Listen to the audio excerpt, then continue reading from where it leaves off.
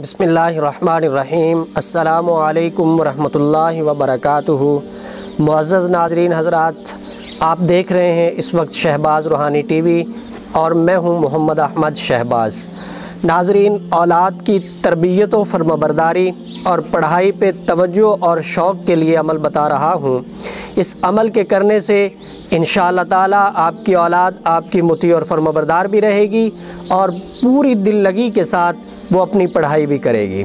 आपने करना क्या है, फ़जर की नमाज के बाद पानी ले लेना है और उसके ऊपर अव्वल आखिर 11 मरतबा दुरूद पाक पढ़ना है। 1000 मरतबा बिस्मिल्लाहिर्रहमानिर्रहीम पढ़ना है।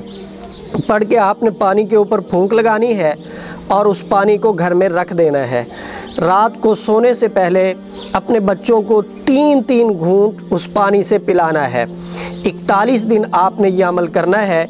इस अमल की बरकत से इंशाअल्लाह आपकी औलाद पढ़ाई पे भी तवज्जो देगी और आपकी मुती और फर्माबरदार भी रहेगी।